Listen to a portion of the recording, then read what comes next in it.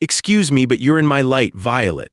Some of us actually know how to dress for a gala, drawled Cassandra low, her voice scraping cold marble just as she nudged past. The movement jarred Violet's balancing tray, jostling a lacquered paddle displaying Lot 37 and sending droplets of Chardonnay arcing onto her black dress. She tucked in her breath, willing herself small, but the fabric still clung. The auction house swirled around her, white-gloved staff, champagne, the honeyed gleam of gilded frames. For a moment she tried sinking behind the table's velvet skirt, willing the gazes away, pulse huffing deep beneath the vellum of her heavy frame. But the world refracted attention.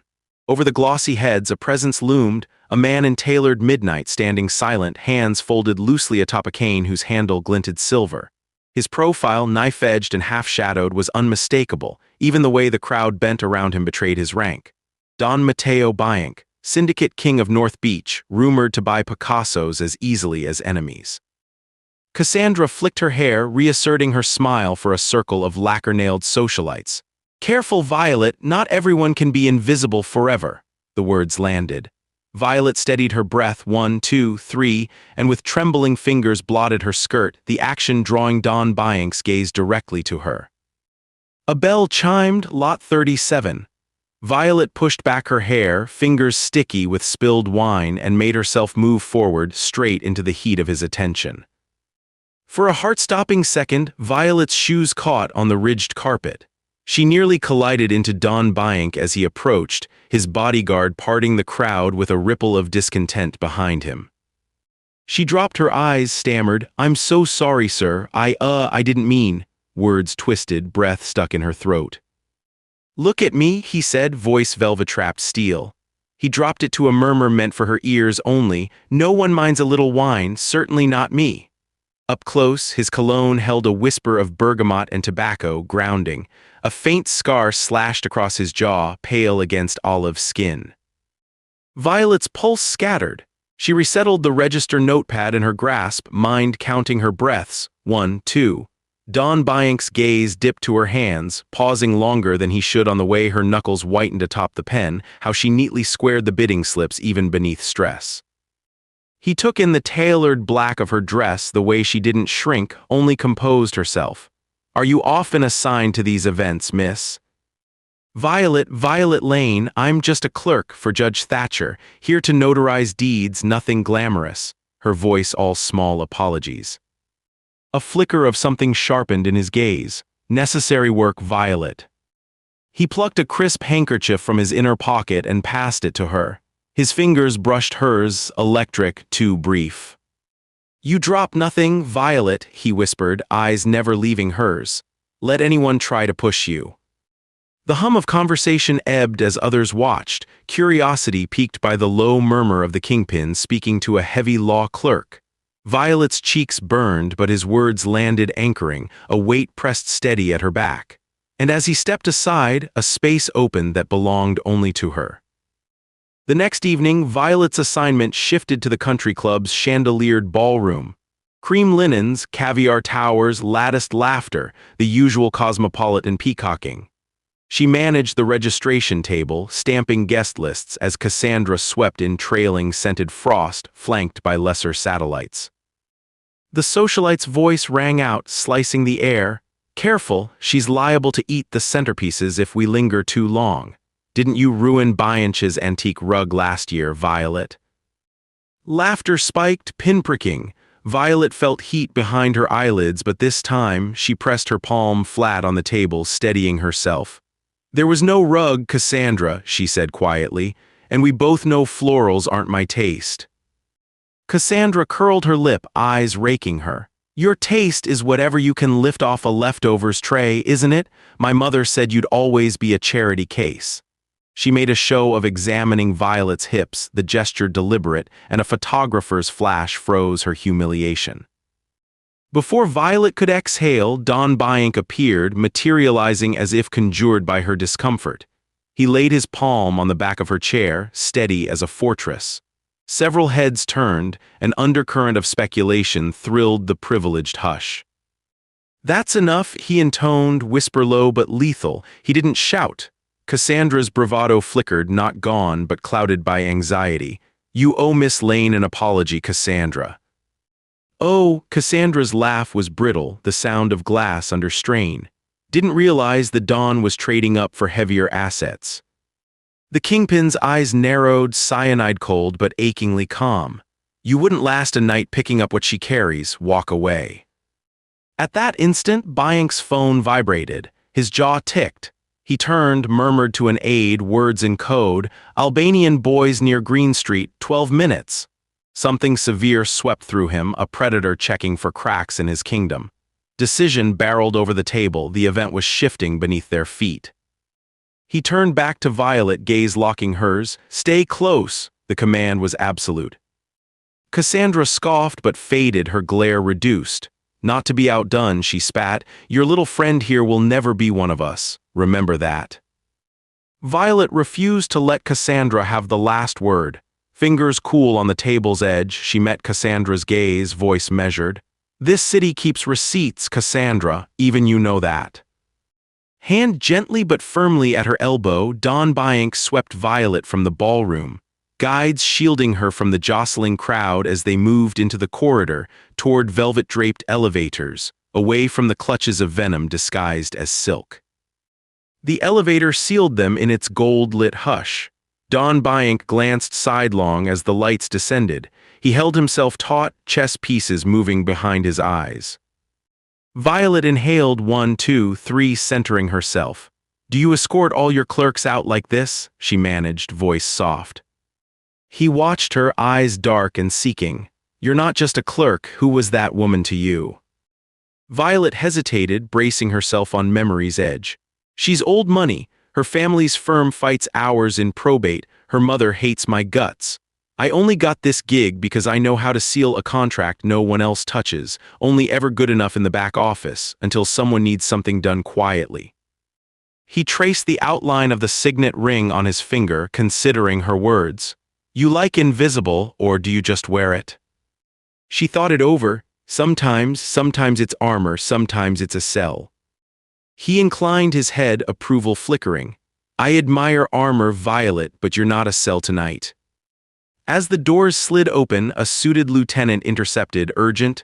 Mateo, shipments near the wharf hit, looks like rivals, Albanian testing our muscle. Silent alarm tripped. 45 minutes till full lockdown. Pressure crisp and biting. Dawn Bayank's hand lingered at the small of Violet's back, an almost intimate shield. You'll come with me, it's not safe here, Violet. She squared herself, chin up. Why me? His smile was swift and grim. I don't leave pieces of my game unguarded, not when they surprise me. He swept her through private corridors into a subterranean garage where 2 matte black SUVs idled, engines whispering threat. En route, his phone pinged again. Cassandra's name appeared with a cryptic message. Lot 37, come get it before the vultures do. He pressed the screen out of view, voice a whisper only she could hear. You have a longer night ahead, Violet. The city unfurled, neon and shadow, beneath their hurricane course to the Bayank Mansion's war room. Rarely had Violet seen so many men in dark suits crowded around a table as in Dawn Bayank's war room. Oak-paneled walls, antique maps, even the air was tense, laced with cigarette smoke and secrecy. A wall of monitors cycled through grainy CCTV, a live feed from the North Beach docks where syndicate muscle pressed against rival Albanians. In the commotion, Captain Franco, the Dawn's trusted fixer, jabbed at a tablet. Safe box inside the foreman's office, nobody can get it open. Albanian signatures all over the door, they're betting you can't crack it, boss. Dawn Bayank's gaze swept the room, calculating, but Violet saw him flick an assessing stare back to her, thoughtful, laced with a question. She shrank behind the crowd, unconscious hand motions tracing imaginary combinations, thumbs circling her palm. He caught the movement, Violet Lane staying, she's with me. Not everyone approved, Franco muttered, she'll be a liability, she's not built for a dock brawl. Dawn Bayank's glare dared contradiction. She's built for more than you imagine, secure her, Franco. The lieutenant frowned but obeyed. Violet caught a sliver of chatter from the radio's Albanian fast-clipped accents. Trigo casaforten sh pedged. Show the safe now. She stiffened, listening. The phrase dredged ancient memories, her grandfather's hands, thick fingers guiding hers over dials in his Brooklyn pawn shop. She stepped closer to the Don. You need the box, you can't wait. Bank studied her, then signaled Franco, bring her to the docks. The ride was a blur of adrenaline and white-knuckled silence. By the time they arrived, the air at the waterfront snapped with threat, rival lookouts in puffer jackets, rain flecking the cold steel of shipping crates. Inside the foreman's office, the safe loomed, a heavy Fort Knox clock-face dials beset by scrapes and half-melted stickers. The Albanians watched, arms crossed, chins up, Cassandra among them, suddenly changed into black leather, a snake in new skin. She sneered, didn't think you'd send your heavy maid to do the real work, Don Bank. Cassandra's voice was more than venom now, it was code. Violet realized with a start, the socialite had slipped enemy lines, facilitating Albanian entry. Behind her, a man pressed a pistol into his coat. Violet forced calm, counting breaths aloud. 1, 2, 3. Bank shot her a rare flicker of pride. Show them, he whispered, barely audible. Kneeling, Violet pressed her ear to the metal.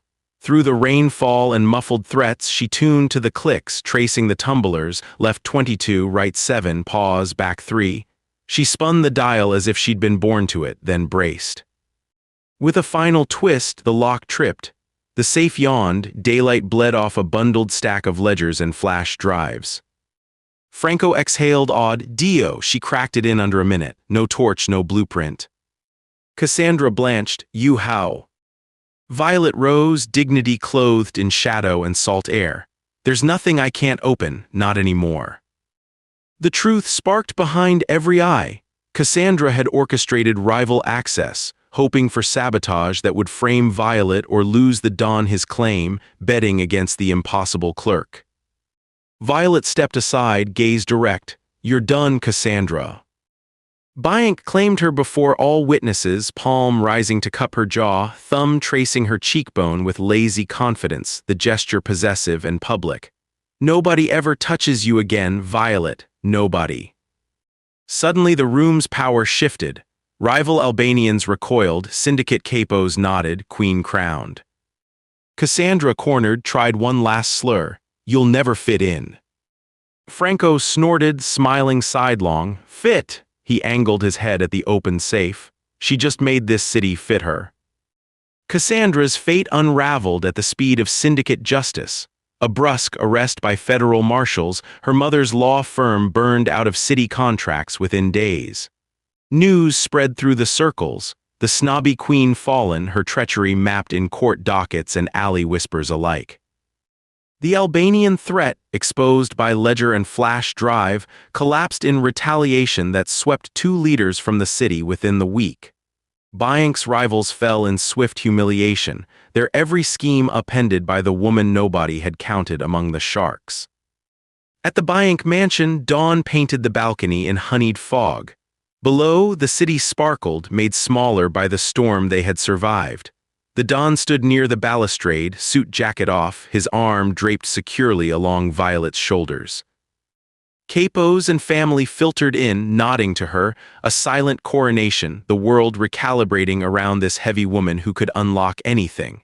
Bank slipped the signet ring from his finger, sliding it into Violet's palm. These doors will never be closed to you, not in this house, not while I breathe. She held the ring tightly, the gold warm from his skin, then raised her eyes to his, steady, unafraid. I was never meant to fit someone else's lock, she said, only to be my own key. Across the city, auction houses and courtrooms whispered a new name, Bank's queen, the heavy clerk who stole nothing but everyone's expectations. If this story made your heart pound, hit like and ring the notification bell so you don't miss our next Mafia romance drop. Tell us in the comments who your favorite character was. We'll see you in the next one. Violet blinked into the sunrise, a strange quiet blooming in her ribcage where nerves had once rattled, replaced by something unyielding and real. The city before her was burnished and new, yet every block, Chinatown's neon arteries, the yawning piers, the domes gilded in old money, remained an archive of every wound and victory she'd unspooled. She turned the signet ring in her palm, the engraving biting gently into her skin, its weight a promise both tender and immense. Mateo, Don Bianc, tonight simply Mateo, watched for a moment, silence stretching easy between them. "You can leave all this behind now if you want," he offered, voice rough as gravel, an odd vulnerability quickened behind his eyes. "I'll protect you regardless, Violet. It doesn't have to be this if you'd rather." She laughed, a short sound light as colored glass. "It wasn't the city that kept me out, it was me. My shape never fit their chairs, their stories." She slipped the ring onto her finger, a simple motion unthinkable months ago. "But I'm not leaving. You made it possible for me to open the lock. I'd like to keep the room that's on the other side." He exhaled. "I can't promise the sharks won't circle." She squeezed his hand, thumb tracing the veins. "I know how to swim now." The city's hum far below steadied her. Voices below drifted upward as staff prepared for another gathering, Mateo's inner circle this time and Violet at the center. She felt their regard shift from tolerance to deference, the sort saved for power that could not be bought or bullied. Even Franco, who'd once eyed her with suspicion, called up a hearty, "Miss Lane, coffee's better when you drink it with us. Don't let the city drink it alone," as she passed downstairs. Afternoon found her in the study, ledger open on her knees, double-checking the sequence of vault codes recovered from the safe. Mateo poured 2 espressos, set hers beside the ledger, and regarded her with a fond smirk. "My accountants suspect you're already auditing their ledgers for holes. You are, aren't you?" She shrugged, teasing, "Somebody has to do the math honestly or you'll all be in orange jumpsuits before Christmas." He grinned, full off guard. Papers spread before them, but the desk felt smaller, a tight cocoon rather than an executive fortress. Bianc watched her recalibrate amounts, fingers nimbly moving as she fixed an errant decimal. "You remind me of my mother," he mused. "She never left the numbers to the bosses. Figure the numbers, rule the rules. You don't have to shout to own a room." Violet's face softened. "You sound proud. Were you close?" The moment teetered, pain, old as ash, rimmed his voice. "Close as 2 people can be when you're hiding ambition behind a tablecloth. She was smarter than my father, but the world could only love her cooking, not her mind." He sank into the desk's edge, gaze gone distant. "People who think they're invisible do the real work, Violet. You've done more for my world in 2 days than most in their lifetimes." She finished her audit, looked up to catch his eyes warmed with hint of unshed regret. "People who stand behind do so because they know what's worth defending," she said, voice low and certain. He leaned closer, brushing a wayward lock from her cheek. The study's lamplight found traces of gold in his hair. "Don't let me frighten you, Violet. When you stand with me, you inherit the whole fight, not just the glory." She held his gaze, steady, impossibly unafraid. "I was frightened of being seen by people like Cassandra. I'm not frightened of being seen by you, Mateo. That's a different thing." He bent, pressing his lips to her temple, soft then firm, a benediction and a promise. Before the fog of intimacy could settle, Franco burst in, almost apologetic. "Don, the DA's office just served a warrant for Cassandra and half the Albanian boys. And Miss Lane, a letter was left at the gate for you. No signature. The guards say it was a kid, maybe a runner from Lower Leavenworth." Violet accepted the envelope, heart skipping in that place it still believed in old omens. Carefully, she broke the midnight blue seal, handwriting looping inside. "They'll try the back door next. You know whose lock they can't pick. M." Bianc frowned, examining the paper. "M," he mused, and then recognition crackled. "Marcello, old friend of my father's, runs with the Serrano crew, never crossed you before, I thought," Violet supplied, her memory scanning countless probate cases. He nodded, dark concern knitting his brow. "He always bets on the winner, but he never delivers a threat. He's warning us someone else is coming, someone who thinks you're my soft flank." Violet squared the ledger, a new tension pulling her shoulders upright. "I know how to close doors behind me too. Tell me where." Mateo searched her, pride and worry tangled in his look.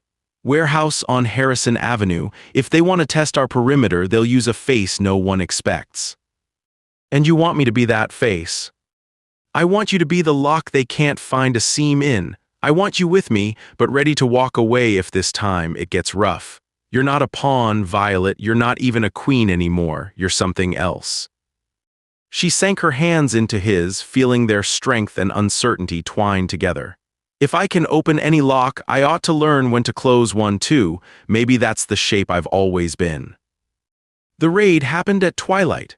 Franco led the car, Mateo at Violet's flank, a contingent lean but deadly, crossing from matte black SUV to shadowed loading bay. The Serrano crew watched from a half-lit alcove, faces bruised by city light. Marcello himself, gaunt and rain-slick, nodded at Violet. "This the one?" His old-world cadence sounded like challenge and blessing all at once. "No one cracks a safe like you, Lane." She stepped forward. "No one else brings a clerk to a gunfight," she quipped, pulse unsteady but voice ironclad. Mateo let her stand in front, trusting her word as much as her calculation. "We're all here for the same reason," he said. "You want the city stable, I want it safe. Don't make me choose sides." Marcello pursed his lips, then flicked his gaze at a silent figure in the shadows, a boy of no more than 16 holding a battered courier bag. He stepped forward, offering Violet a small case. Inside, a single USB, data engraved with the signatures of 3 crime families, proof of a new coalition trying to muscle Banks North Beach. Marcello said, "Take it. They'll know you carried it out unharmed. That's the only piece I can offer. If you lose it, you lose the city. If you fight for it, you own it." Mateo's jaw flexed, but he nodded at Violet. "Your move." She accepted the case, weighed its heft, met both men's steady gazes. "If they want to come for us, they'll have to come through open daylight. I'm done with secrets in the dark." She raised her chin, voice resonant. "You tell them the city is closed for new owners. Send them my regards." Marcello smiled, a cat's acceptance. "A city loves a new lock, Miss Lane. Make it a good one." With the world now watching, Violet didn't flinch. She pressed her hand to Mateo's sleeve, guided them both out into golden evening, and never once looked back. Back at the mansion the following night, the circle drew tight. Mateo, Franco, new allies once foes, Violet presiding from her place at the head of the oak table. Her dress was midnight blue, shoulders uncowed, the signet ring catching every lamp's glow. Glasses clinked, laughter rose, and where once there had been hushed whispers, the heavy clerk who let her in, now there was only admiration. Franco toasted her first. To Violet, who never saw a locked door she wouldn't open, who made us believe the weight we carry is something to be proud of. Others echoed, capos and captains, and a scattering of out-of-towners who'd come to see the new order. Mateo raised his glass last, holding Violet's gaze across the candlelight. To unexpected queens, to women who changed the codes, not just the locks. She lifted hers, to knowing the difference. Afterward, as the guests filtered into conversation and the moon hoisted high above North Beach, Violet and Mateo drifted to the darkened balcony, private in the hush. Below, the city pulsed, louder, safer, its old wounds healing. "Quiet then." "Do you miss before?" Mateo asked. Violet considered, feeling the pressure of the ring, the warmth of dawn, the memory of ugliness and glory. "I miss being small sometimes, but I'd never go back. There's too much door on this side." His smile was a shadow and a promise. "You know, you could run this place without me now. Most people are a little afraid of you, even Franco." She nudged him, playful. "Don't worry, Don Bank, you can still do the speeches. I'll just rebalance the books." He brushed his lips over her knuckles. "Let them be afraid, Violet. We only needed to belong to ourselves." The city's night bells tolled, marking a future she'd not only opened, but built with her own hands. Violet Lane, the name now passed in careful awe from wharf to courtroom, from old money to midnight muscle, stood where she belonged, out of shadows into her own light. And in that space, with all locks behind her and every door unfurled ahead, she was invisible no longer. She was inexorable. She was home. Mateo's arms wrapped around her from behind, anchoring her against the balustrade as the city below twinkled with secrets only they now fully understood. His voice was the low hush of history's turning hinge. "You know, Violet, sometimes the door you open isn't the one you keep." She considered it, gaze sweeping the city's patchwork lights. "Some doors are only meant to be passed through, but this one, I think I'll stay, at least until the paint dries." He laughed deep and real, pressing a kiss to her hair. I hope it takes a lifetime, then longer. That's the plan, she answered, smile curling at the corners, fierce with quiet hope. A gentle gust lifted the edges of her dress, and in the distance the cathedral bells tolled midnight. A final wave of departures filtered from the house, Franco bidding her good night with a new deference, a last package of security reports tucked under his arm. From below, someone called, "Good night, Miss Lane," and the respect in it was absolute. She turned, facing Matteo at last. He searched her for any flicker of doubt, found none. "What now?" he asked, and for once he sounded not like a king or a crime lord, but simply a man uncertain and ready to trust her lead. Violet thought of all she'd survived, of wine stains and velvet curtains, of every dig from Cassandra, of safe doors and peril and the cold certainty of her worth. She laced her fingers with Matteo's. "We keep the city safe, we dine at our own table, and when the next lock appears," her smile grew wolfish luminous, "I'll open it, or change it, or throw the key in the bay." His answering grin was pure devotion, pride, and something like freedom. "Whatever comes, we do it together." The hush spread as the last guests departed, quiet at last claimed their home. Violet let her heart settle, strong and full, no longer counting breaths, each one her own. In the city of closed rooms and secret feasts, the heavy clerk who became a queen drew her king in, and together they faced the open, unwritten night. No doors barred their way. They stepped through,